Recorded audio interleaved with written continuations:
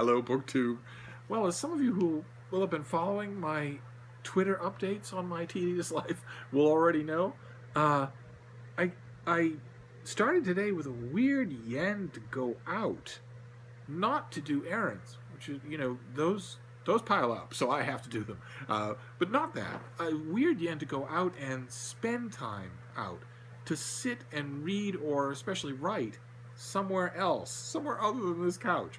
Uh, and that felt strange. And I thought, well, it could be some sort of weird mood. You certainly shouldn't pay attention to it. And then, as the morning wore on, it was just getting stronger and stronger. And I realized, well, you know, uh, it is possible. I mean, I have a sweet old dog who mostly just sleeps soundly when I'm not here. She's not getting into predicaments.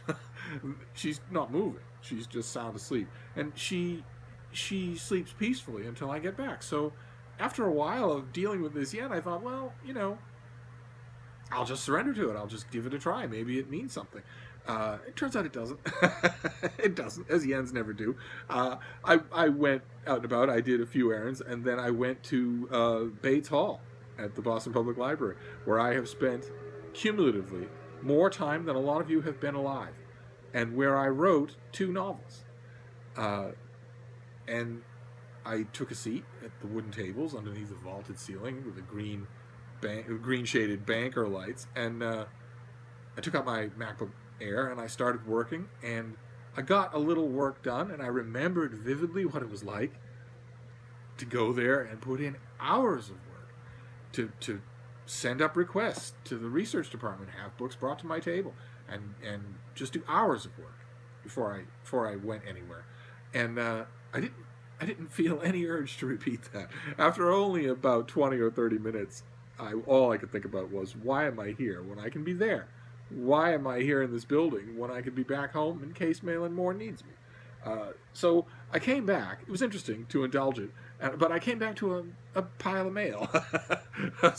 In case you were wondering where that tedious anecdote was going, it was going the way all my tedious anecdotes do, right to the mail. So I thought we'd go through it together. We'll do another mail haul. You just let me know if you're starting to find these tiresome. Otherwise, I love sharing my mail with the rest of you. So let's see what we have here. This first one. Oh, wow. Oh, wow. Okay. Wow. All right. This comes out on the 1st of October.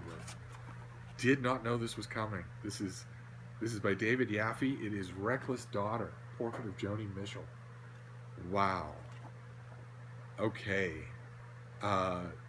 Okay. Let me see if I can find. Yeah. Okay.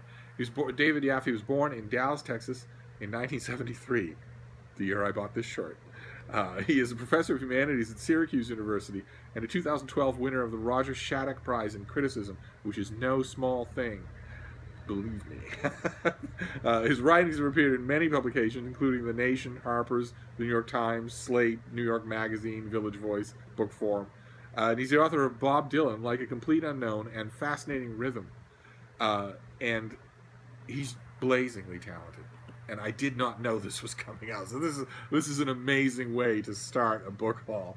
And I'm also, of course, an enormous Joni Mitchell fan. I am absolutely dreading reading of her death. I feel certain that I am going to read about it in 2017, and I don't want to. So that's fantastic. Wow. Okay.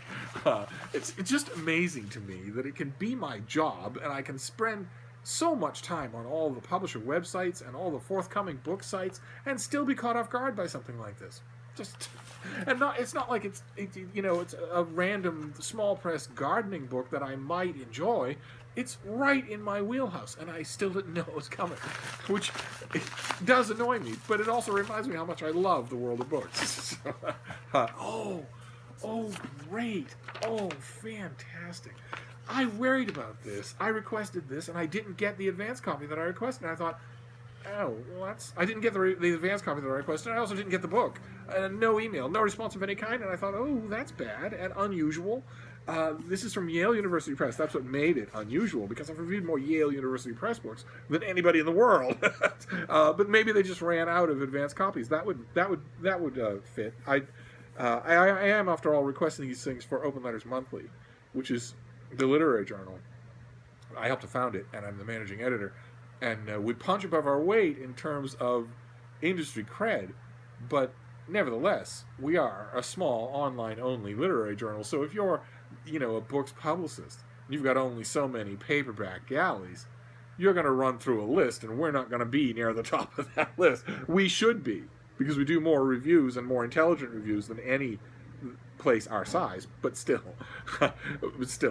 all of the major newspapers and news outlets anywhere in the country are going to get books before us. So if you have a limited number of galleys, it stands to reason. But anyway, you don't know what I'm talking about. It's The Witch by Ronald Hutton, who is a great historian, and this is just fantastic. I'm so glad that I got this. Let's see here.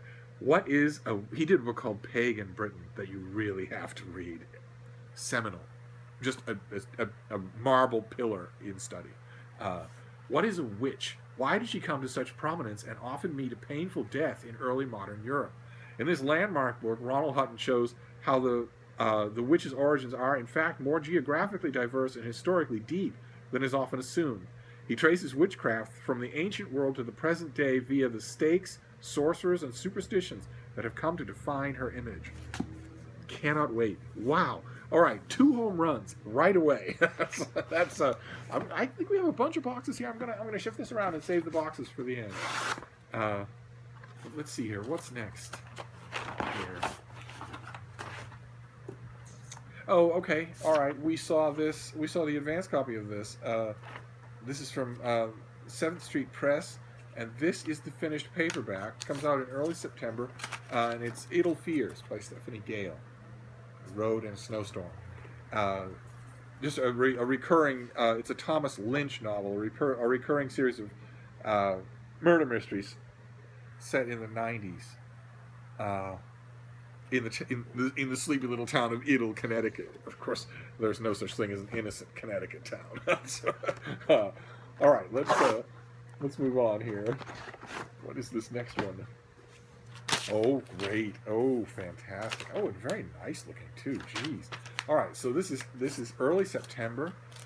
This is draft number 4 by John McPhee on the writing process. It's a cream color cover, and the letters are indented rather than raised. Very nice. Like a typewriter. Like the impressions on a typewriter. Oh, very nice. I am a big John McPhee fan, and I am going to be reviewing this for the Christian Science Monitor. So it's great to have a finished copy. Although I read the advanced copy, and it's everything that any McPhee fan could want of him writing about writing. He's one of those writers that they're just so wonderful on the page that you want them to write about the process. A lot of them don't. So, and a lot of them who stink do.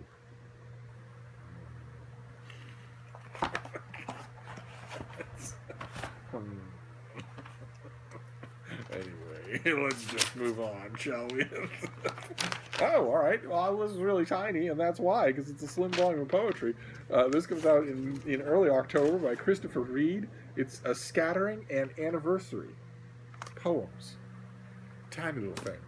We'll go to our poetry cove at Open Letters. No need for me to deal with it. Although, I wouldn't. There's no need for me to deal with it because I perfectly admit I'm nobody to be writing about contemporary poetry. But a couple of the contemporary poetry volumes that you've seen me get here in the last 2 or 3 months, I have actually read and liked. So I don't know what's going on there. There have been a couple that I have read and liked, including one I think I opened off camera. Oh my! Maybe I'll do. Maybe I should start doing off-camera book hauls to catch up on the stuff that gets to me or that I open or whatever off camera. Maybe I should try and create yet another regular feature. So this next one is from Harvard University Press, and it is called Living with Robots. By Paul Dumouchel and Luisa Damiano, translated by Malcolm de Beauvoisin. Comes out in early November.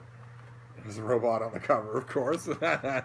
Living with Robots recounts a foundational shift in the field of robotics, from artificial intelligence to artificial empathy, and foreshadows an inflection point in human evolution.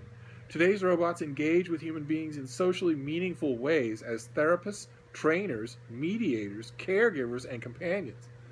Social robotics is grounded in artificial intelligence, but the field's most probing questions explore the nature of the very real human emotions that social robots are designed to emulate. I think that's fascinating. I think the whole subject is fascinating. Not just, I mean, there's the obvious joke that you may have seen in the news, where one of those egg-shaped waist-high robots that are common in shopping malls. They're common advertising gimmicks in American shopping malls now. They'll just sort of move around very slowly. They're not going to run anybody down, and they have motion sensors and movement programming inside them. So that they can just sort of wander around the mall all day. And you may have seen the news that one of them was found face down in one of the internal pools of its mall, short-circuited, dead. And the joke was, of course, because the thing was fully equipped with all that it needed to avoid that fate, the joke was that it killed itself, because wouldn't you if that was your life? But those jokes are easy. And I saw another joke just recently on Twitter. Somebody posted a short repeating film clip of a man-sized robot with legs and arms that was walking across the floor attempting to put a box on a tray, and it dropped the box, and then it accidentally caught the tray and pulled it over, and its movements were jerky. And the poster and a lot of the commenters on the post were mocking that. They were saying, yeah, and this is what we had to worry about. Yeah, robotics are really going to take over the world. And I wanted to say, of course I left a snarky comment, but I wanted to elaborate. I wanted to say, look at this video and ask yourself two things. One, how many of the moving components in this video existed even 2 years ago? The answer is almost none. And two, if you call this video the physical act of walking over to a counter, putting an object on the counter, and then walking away from the counter, how many separate parts of that physical act are being done just fine in this video? Yes, the mistakes are funny, but how many of them are being done just fine? Lots of them. So this is intensely fascinating. And of course, there's that another thing that made the news recently, where artificial intelligences in a carefully controlled experiment started to make their own language in real time, right in front of their testers, who had to shut the whole thing down because it wasn't any use anymore. They needed these linked artificial intelligences needed virtually no time at all to start devising their own syntax and grammar. Anyway, all right. So let's move on here. What is this next one going to be? Yes, there's one thing I'm looking for that I'm not finding here. I won't make a big deal out of it, but oh, wonderful. Oh, great. This is A Darker Sea by James Haley, who is this is about Master Commander Putnam in the War of 1812.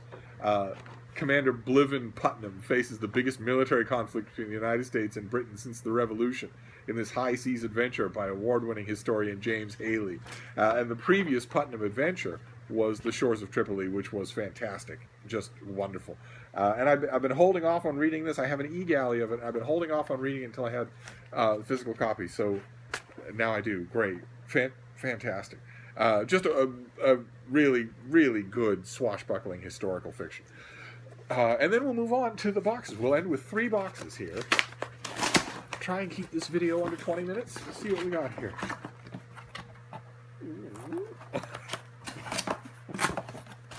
Okay. This is J.C. Burton, who never disappoints. This is Final Score. It looks like football. Shall we? Nathan Riley is ready to follow in the footsteps of his famous football player father. He's been drafted as a quarterback for his dad's former team, and his future is bright. When his friend Mia Cassidy moves to the same city, their years-long friendship suddenly sparks hot, as opposed to sparking cold, I guess, reminding him of the one amazing night they had together in college. Like Nathan, Mia is from a sports dynasty family and embarking on an incredible new career. As founder of her own sports management company, her friendship with Nathan means everything to her, and tossing sex into the mix again could jeopardize it. But the chemistry between them has always sizzled, and it isn't long before Mia realizes she wants more from Nathan than just late-night talks and pizza. What is wrong with late-night talks and pizza? J.C. Burton she's really good. She's really good with repartee. She's really good once the boudoir doors are closed. Those scenes are uniformly inventive and entertaining. But I like also the element that she stirs in. She could do just those things and still have an incredibly successful career, as long as she never abandons her cover artist, who's been with her from the very beginning. But she insists always on doing more than that, whether it's parent, child, adult, child complexity, or the usual gimmick of romances where he's too tough for his own good and so is she, but passion will melt their hearts. That sort of thing is usually never enough for her. And look at the premise of this thing. They're not battling each other. They're not resenting each other. They're not coming back into each other's lives hating each other. No, they have a friendship that they both value. They don't want to jeopardize it. That's wonderful. I mean, I joke because I'm as big a fan of J.C. Burton's covers as anybody, but she really is enjoyable to read. So I'm great. That's fantastic. All right, and then let's see here. Oh, very nice. Okay, this is. I think I know what the next two are going to be. This is the paperback of Catherine McGee's The Thousandth Floor. That is an apartment building rising out of the clouds. It's a gigantic apartment building that is stratified socially. It's so big. So the lower floors, the middle floors, the upper floors, and the one of the blurbs was I don't know if it's on this copy. It might be on the new book. One of the blurbs is Gossip Girls in space. Space age Gossip Girls. Yeah, so it lists the cast of 100 years in the future. New York is a city of innovation and dreams. Everyone there wants something, and everyone has something to lose. And then it lists our cast of diverse characters. And living above everyone else on the 1000th floor is Avery Fuller, the girl genetically designed to be perfect, the girl who seems to have it all, yet is tormented by the one thing she can never have. I hope it's not Memento Mori.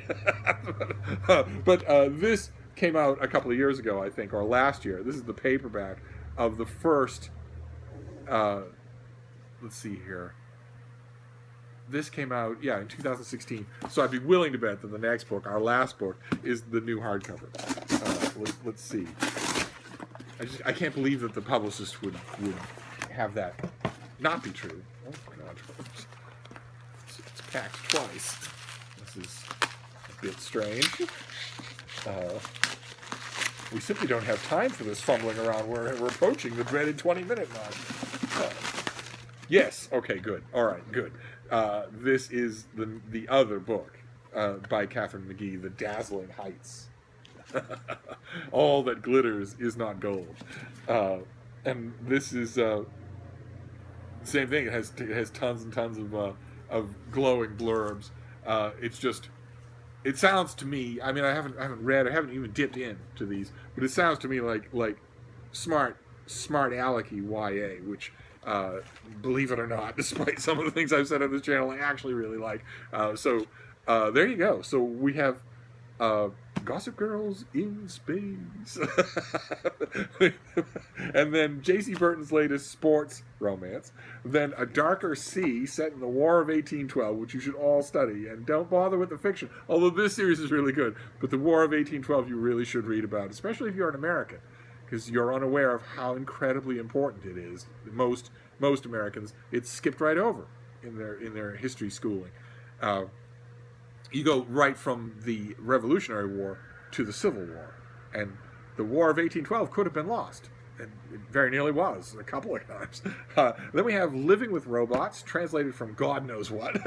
Then a slim volume of poetry.